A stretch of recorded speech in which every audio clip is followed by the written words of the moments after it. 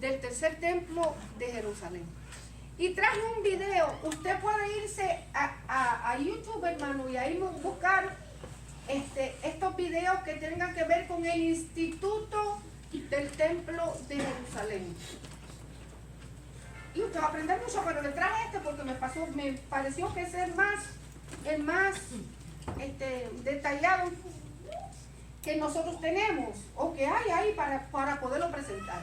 Y como ella lo bajó, Andrea lo bajó, hermano, pero usted sabe que en YouTube a veces no estamos exceptos de que papá algo, ¿verdad?, que no está. Y yo siempre oro al Señor que cuando yo presento algo aquí no salga algo feo o, ¿verdad?, indiscreto o algo, pero si no, hermano, le damos clic y seguimos adelante, porque la intención no es presentarle eso que salió, sino lo del tercer templo.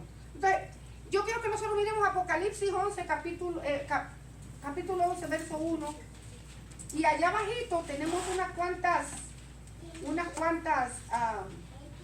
versos bíblicos que usted escríbalos y los va a llevar a su casa y allá lo lee con calma, porque no vamos a tener tiempo. Apocalipsis capítulo 11, verso 1 al 2 dice. ¿Lo tiene ahí, hermano? Me fue dada una caña semejante a una vara de medir y se me dijo: levántate y mira el templo de Dios y el altar y los que adoran en él. Pero el patio que está fuera del templo, déjalo aparte y no lo midas, porque ha sido entregado a los gentiles, y ellos hollarán la ciudad santa 42 meses, o sea, 3 meses, 3 años y medio. Esto es una profecía, aparte de la de Daniel. ¿Usted ha leído el libro de Daniel, hermano? Ok, el libro de Daniel y el libro de Apocalipsis son uno solo. Uno complementa al otro, porque tiene que ver con las profecías del tiempo del fin, ¿verdad que sí? Sobre todo las profecías que tienen que ver con la manifestación del anticristo, con la manifestación del anticristo. Y eso es lo que nosotros tenemos. No vamos a hablar del anticristo como tal, hermano, porque si no, no vamos a terminar. Eso tendría que ser una clase separada. Pero ¿cuál es la importancia del tercer templo? Porque el anticristo hará alianza de paz con los judíos, una alianza de paz que luego romperá y vendrá que a profanar el templo, el tercer templo. ¿Ok? La construcción es bien polémica, hermano, es una lucha. Usted puede ver ahora mismo el Medio Oriente es una olla de grillos, ¿verdad que sí?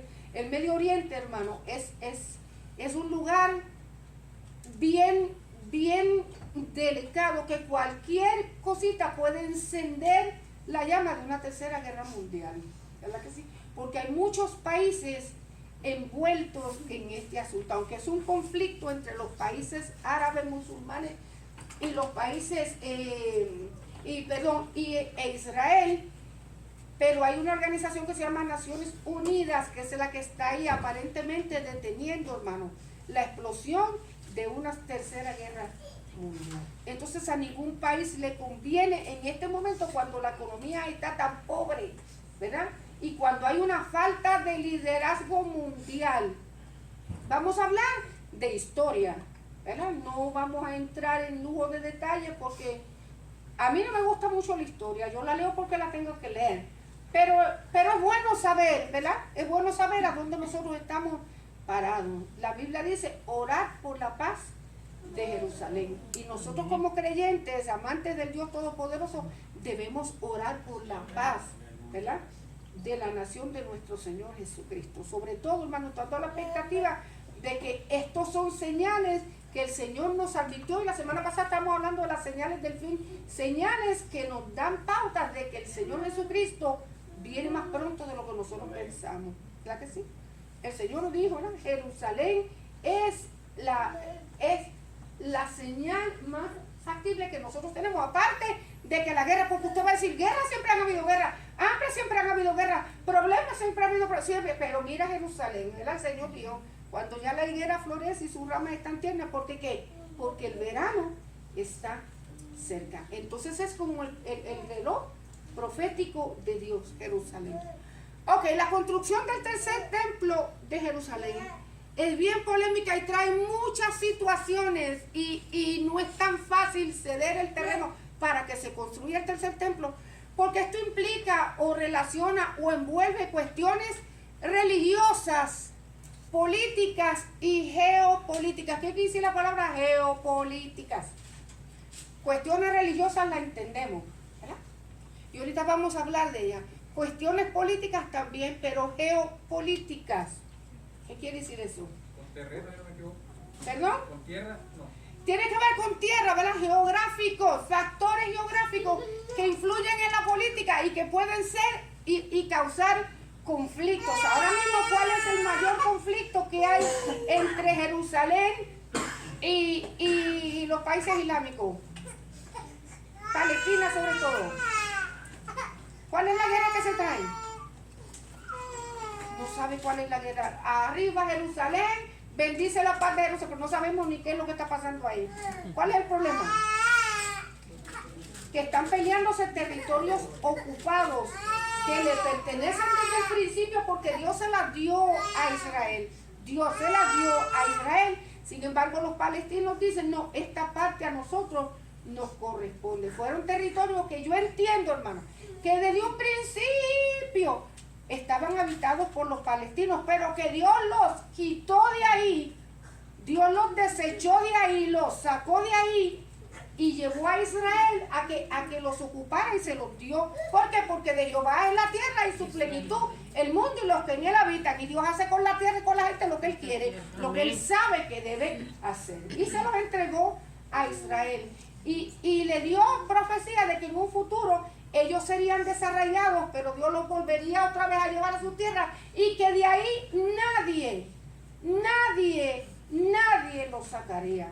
Así que mire, pueden gritar, pueden pataletear, pueden haber cañones y pueden haber bombas, porque las van a ver en el futuro, hermano, va a haber una guerra. La guerra es inevitable en esa área del mundo, pero de ahí Dios nadie lo va a sacar.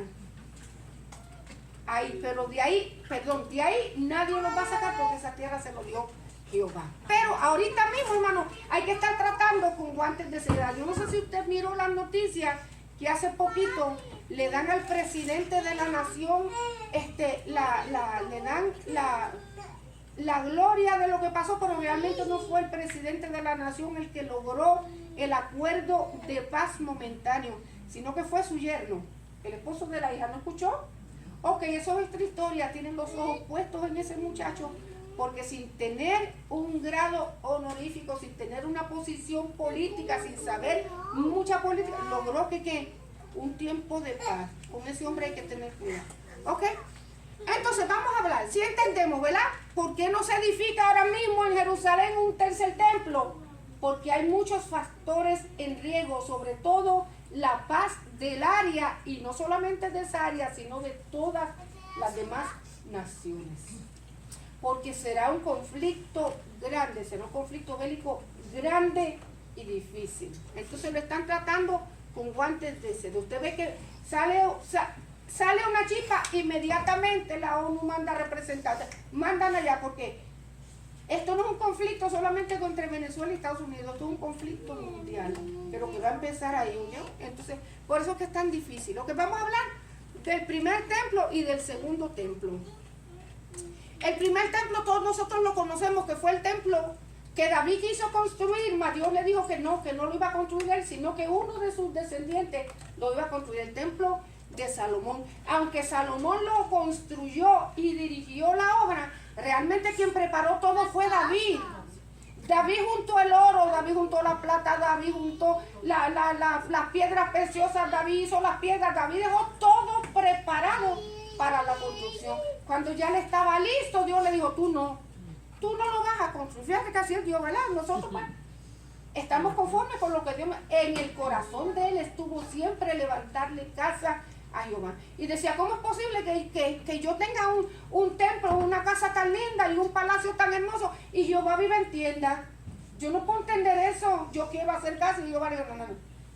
¿Por qué no le permitió Dios a David levantar? Porque sus manos estaban llenas de sangre. Porque era un hombre guerrero.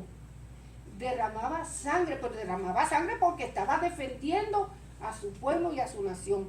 Dios no era que exterminaba porque Dios es malo, no, porque había que exterminar naciones que estaban en contra de él. O sea, que no adoraban al Señor y había que quitarlas del medio para poder levantar a Israel y llevarlo al lugar donde lo... Entonces no le permitió por eso, tú eres un hombre guerrero, pero se va a levantar otro detrás de ti y ese sí lo va a hacer, ¿verdad que sí? Salomón.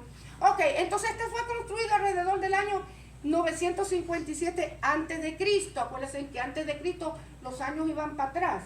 Después de Cristo entonces van para adelante. Y fue destruido por los babilonios en el año 586 después de Cristo. Todos sabemos por qué el Señor, ¿verdad? Permitió que el templo de Jerusalén fuera destruido. Por causa de la idolatría del pueblo de Israel. Dios envió a los babilonios que se los llevaron cautivos ¿para dónde? Para el cielo, no, algunos se fueron al cielo, algunos sí se fueron al cielo porque se opusieron. ¿Para dónde más? Si fueron babilonios, ¿para dónde se los llevaron? Para Babilonia, y estuvieron en Babilonia, y algunos sí se fueron al cielo, papito, créeme que sí. O bueno, al cielo, a saber a dónde descubrieron eso. 70 años. Ahí estuvieron cautivos 70 años. Estuvieron cautivos en Babilonia, ¿verdad? Los babilonios llegaron a Jerusalén, a la Tierra Santa, y destruyeron el templo y se llevaron a todos los que pudieron, a todos los nobles, a todos los príncipes. Solamente quedaron algunos pobres en la tierra de Jerusalén y todo devastado. Eso lo puede conseguir en Primera de Reyes, capítulos 5 y 6, y también en primer libro de Crónicas, el primer libro de Crónicas. Ok, el segundo templo, este fue el primero, el de Salomón. El segundo templo fue el que levantó, reconstruyó Zorobabel y los exiliados judíos que regresaron a Jerusalén 70 años después. Estuvieron en Babilonia. El rey Ciro dio la orden que podían salir. De hecho, ya estaba profetizado por el Señor de que 70 años solamente el pueblo estaría en cautiverio y luego regresaría. Se levantó un rey llamado Ciro, por ahí lo puse. El rey Ciro, y dio la orden en el año 520, un poco más antes, dio la orden de que todo el que quisiera ir de regreso a Jerusalén se fuera. O sea, ya no va más cautividad. Todo el que se quiera regresar a la tierra, se regresaron. Fueron 3 expediciones, me parece, Zorobabel, Esdras y Nehemías, si no me acuerdo, si no mal me recuerdo. Entonces, Zorobabel cuando llegó,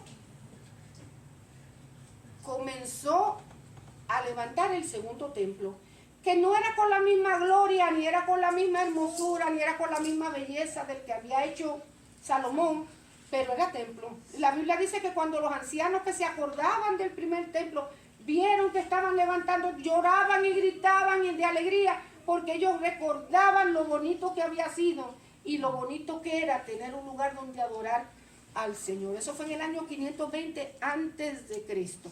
Este fue el templo que el rey Herodes el Grande renovó y lo expandió y lo puso hermoso.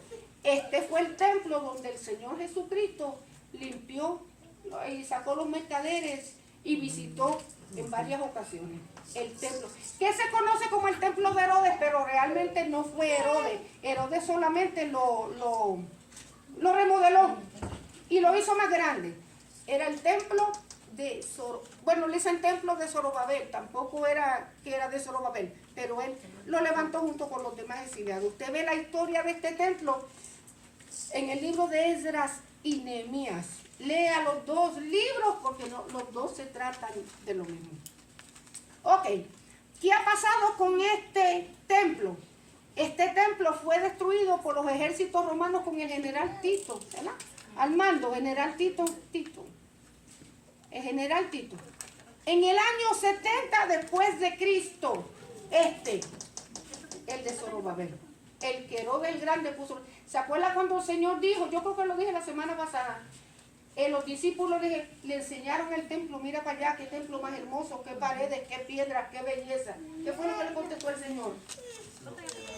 No va a quedar piedra sobre piedra que no sea destruido. Y así fue. Porque según la historia hay unas cuantas versiones, pero todas, hermanos, tienen la misma idea de que habían escondido oro en las piedras del templo. Había escondido tesoros en la piedra del templo, y cuando los soldados entraron y llevaron la ciudad cautiva, comenzaron a romper para ver si había oro. Consiguieron algún oro, pero no todo el que ellos esperaban. Pero como ellos decían, en algún lugar está, empezaron a destruir verdaderamente lo que dijo el Señor. No quedó piedra sobre piedra. Todo quedó hecho tierra, así todo fue demolido. ¿Qué ha pasado con este monte, con este templo? Este templo fue construido en el monte Moriah. ¿Quién se acuerda del monte Moriah? ¿Qué acontecimiento hubo en el monte Moriah? Abraham iba a sacrificar. Abraham iba a sacrificar a su hijo. ¿Sí se acuerda de la historia o no se acuerda de la historia? Amén. Abraham iba a sacrificar a su hijo ahí en el monte Moriah. Cuando Dios llevó al pueblo y lo estableció, ya le dio lugar para establecer. Aquí en este monte fue donde fue construido el templo, el primer templo y el segundo templo. ¿Okay? Los dos templos fueron construidos ahí en el monte Moriah. ¿Qué ha pasado con ese monte? Desde que fue destruido el templo por los ejércitos romanos en el año 70 después de Cristo. Ok, en el año 135 después de Cristo, los judíos fueron expulsados porque se levantó una rebelión. Ahí usted busca una historia larga, usted la busca en la internet si le interesa, y si no, pues de todas maneras escríbalo. Los expulsaron tras una rebelión con este señor que se llamaba Simón Bar Kokhba. Todos los judíos que se rebelaron en contra del ejército de los romanos, del gobierno de los romanos, levantaron una revuelta. Lamentablemente fueron aplastados en la revuelta y los que quedaron vivos fueron expulsados. Comenzó la diáspora. Realmente la primera diáspora, yo no estoy de acuerdo con esto, porque realmente la primera diáspora de los judíos ocurrió cuando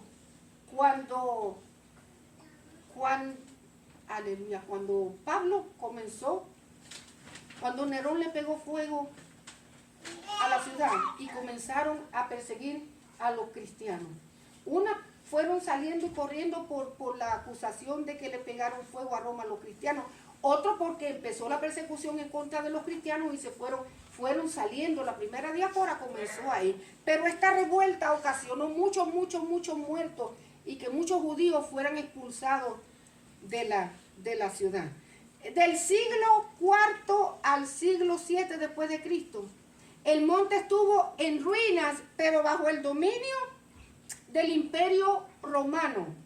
Por eso le llaman Imperio del Oriente Bizantino. Tiene que ver con el catolicismo, que en aquel entonces, historia de la iglesia, cuando la iglesia comenzó a dividirse, la iglesia cristiana fiel al Señor Jesucristo comenzó a caminar por un lado, y la iglesia que empezó a seguir a los papas y a los religiosos católicos romanos comenzó por otro lugar. Ok, entonces se le conoce como el dominio bizantino cristiano. Yo lo puse aquí, Imperio Romano del Oriente, caracterizado por ser Estado cristiano con capital en Constantinopla, que es Turquía, la Turquía que nosotros conocemos hoy.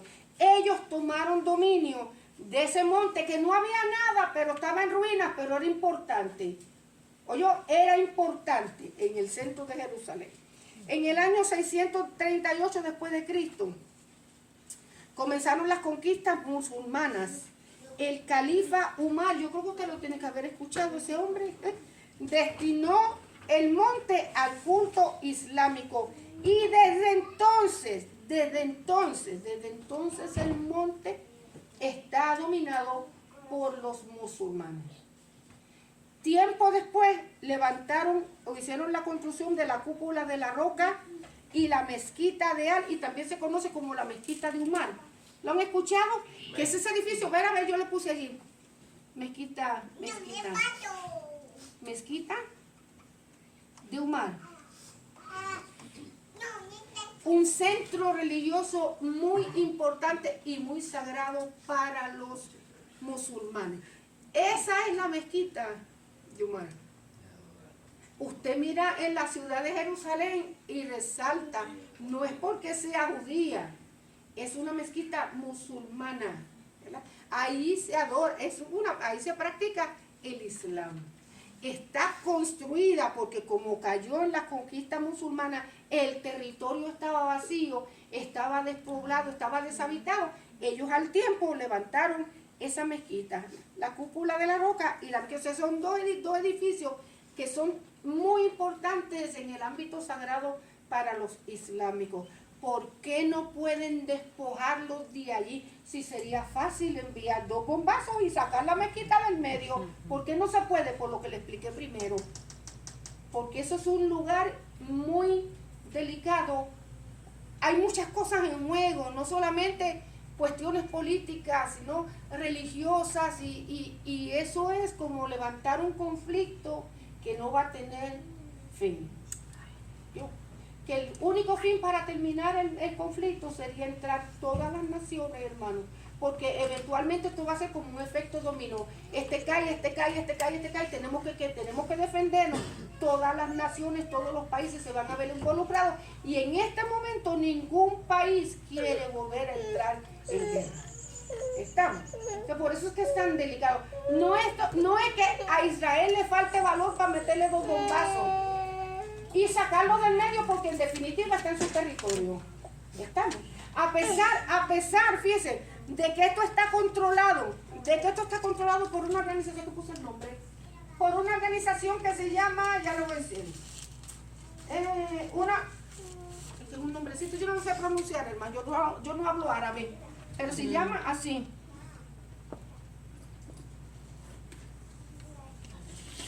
Es una organización no lucrativa de Jordania, que es la que está a la administración de la mezquita de Omar y de la cúpula de la roca. Pero la seguridad del entorno la tiene Jerusalén, la tienen los judíos. O sea, los judíos son los que guardan la seguridad del perímetro y ellos son los que administran. Eso fue un acuerdo que se llevó a cabo en la guerra de los 6 días. Eso es otra historia, otra guerra, ¿verdad? La guerra de los 6 días, así mismo se conoce como la guerra de los 6 días. Ok, de los 6 días, no vamos a hablar de eso ahora, pero todavía está ahí, no es nada difícil quitarla del medio, pero va a envolver muchas situaciones, ¿ok?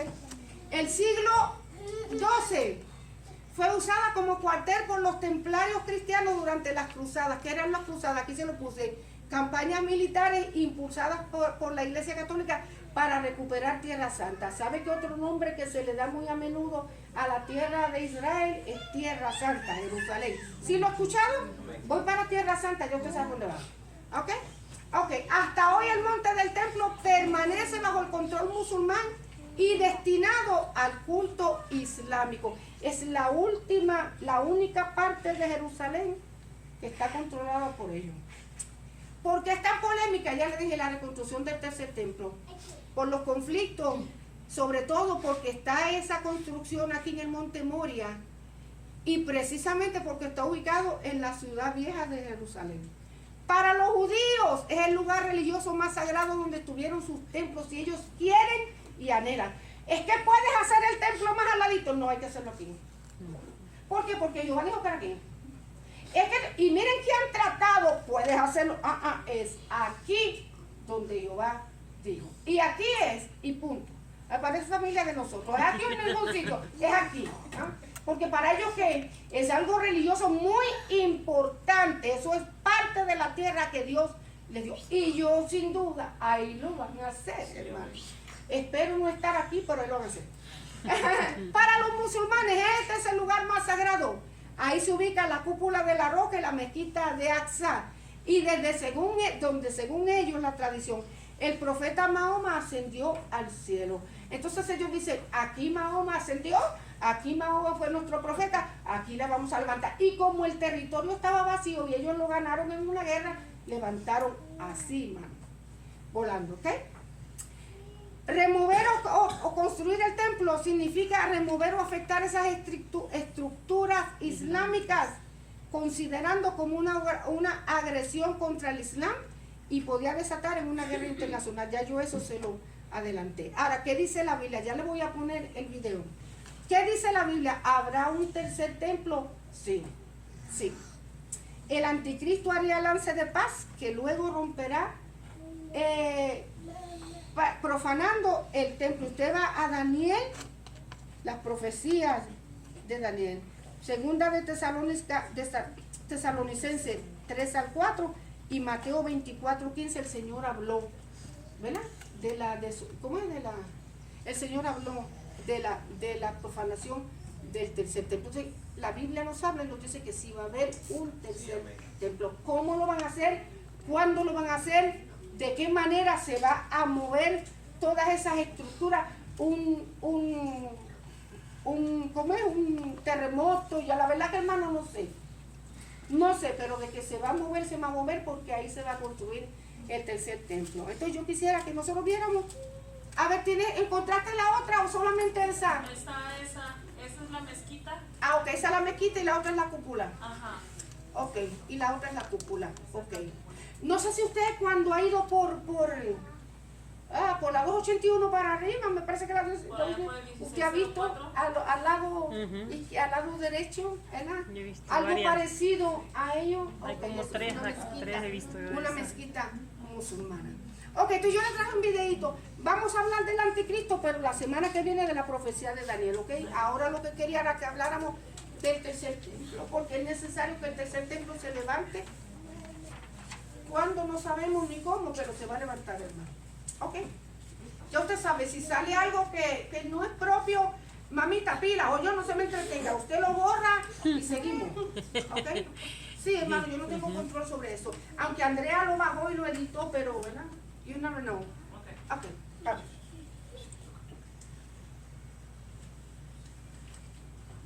Se está construyendo el tercer. Bienvenidos de vuelta a Israel con Alim.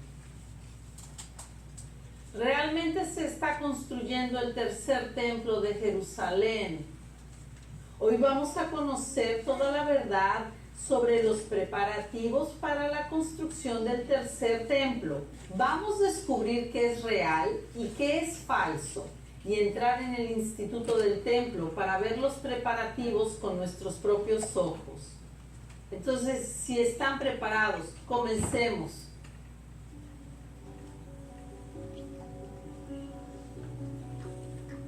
El templo de Jerusalén fue construido por el rey Salomón hace 3000 años sobre el monte Moriah, el lugar donde Abraham casi sacrificó a su hijo Isaac. Este templo fue destruido por los babilonios y 70 años después, el segundo templo de Jerusalén fue reconstruido exactamente en el mismo lugar. Pero este templo también fue destruido por los romanos en el año 70. Eso significa que el pueblo de Israel ha estado casi 2000 años sin templo. Y hasta el día de hoy hay un día de luto nacional en la fecha de la destrucción del templo. Este día se llama Tisha B'Av y nosotros incluso hicimos un video aquí en el canal para mostrarles este día de luto intenso del pueblo de Israel. Voy a dejar el enlace aquí para ustedes. Y hasta el día de hoy en Israel existe la expectativa y el sueño de la reconstrucción del templo de Jerusalén. La gloria del Señor entró en el templo por la puerta que da al este, y el Espíritu me levantó y me llevó al patio interior, y he aquí que la gloria del Señor llenaba el templo. Mientras el hombre estaba de pie a mi lado, escuché una voz que me hablaba desde el interior del templo. El Señor me dijo: Hijo del hombre, este es el lugar de mi trono y el lugar de las plantas de mis pies, donde habitaré en medio de los hijos de Israel para siempre. Pero desafortunadamente hay muchas noticias falsas circulando en internet en relación a la construcción del tercer templo. Y hoy vamos a separar lo que es real de lo que es falso, porque hay muchas cosas realmente sucediendo en esa dirección. Una de las cosas que quizás sea una de las más conocidas ya es esta menorá de oro que está detrás de mí. Esta menorá, este candelabro de 7 brazos, fue creado por el Instituto del Templo y sigue exactamente las instrucciones bíblicas. Y fue creado de esta manera precisamente para que se pueda usar dentro del tercer templo de Jerusalén. Esta menorá tiene más de 2 metros de altura y pesa media tonelada. De esos 45 kilos son de oro de 24 quilates que se utilizaron para revestirla. Entonces todo lo que vemos aquí es de oro verdadero y su valor hoy en día es estimado por el Instituto del Templo en $3 millones. Y esta menorá es una parte real de los preparativos para el tercer templo de Jerusalén. ¿Quieres decir, será llevada al tercer templo de Jerusalén cuando eso suceda? Pero hasta entonces está expuesta aquí en la plaza principal del barrio judío de la ciudad vieja de Jerusalén para todos aquellos que quieran pasar y apreciarla y pensar en el futuro de esta ciudad. Pero así como existen cosas verdaderas, hay muchas noticias falsas circulando en internet. Vi el año pasado que se estaba preparando un tren rápido que conectaría el aeropuerto internacional de Tel Aviv directamente con el tercer templo de Jerusalén. Solo hay un problema, ya existe ese tren, ya existe un tren que conecta el aeropuerto de Tel Aviv con la ciudad de Jerusalén. La cuestión es que no llega hasta el tercer templo, sino que este tren conecta hasta la entrada de la ciudad y desde allí puedes tomar el vehículo ligero sobre rieles, que es un tren de superficie, hasta llegar a la ciudad vieja de Jerusalén.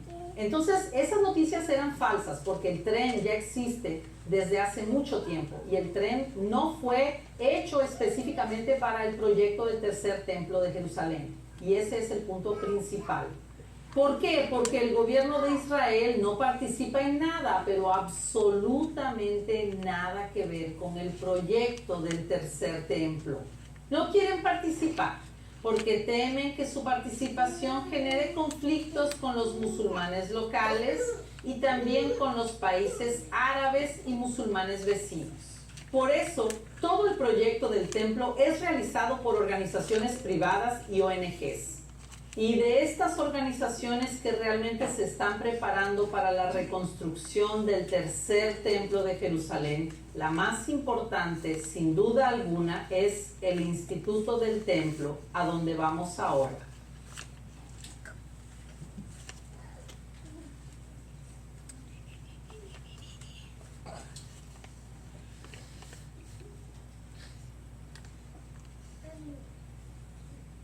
Y ahora sí estamos dentro del Instituto del Templo. Aquí dentro se guardan los utensilios para el tercer templo de Jerusalén y ya vamos a entrar para conocer, pero no solo los utensilios están aquí, hay otras cosas en este lugar y hoy recibimos un acceso exclusivo. Hay algo fantástico que está justo aquí. ¿Pueden adivinar qué es esto, gente? Mire qué privilegio, gente.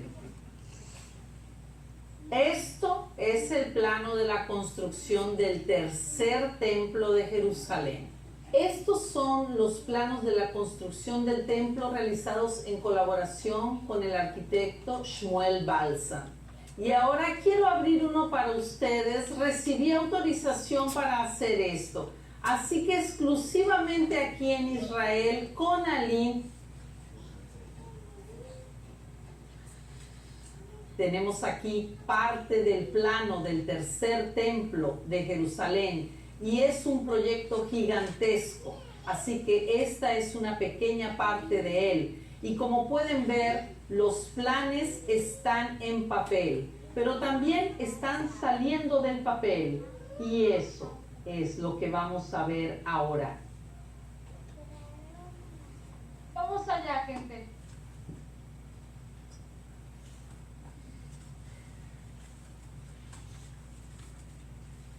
La maqueta. Miren qué hermoso.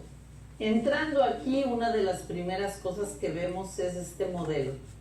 El modelo nos muestra cómo será el tercer templo de Jerusalén, que físicamente es muy parecido al segundo. Y aquí podemos ver un poco mejor representado lo que vimos allí en la planta baja, en los papeles. Y los utensilios ya pudimos verlos en este primer video al fondo.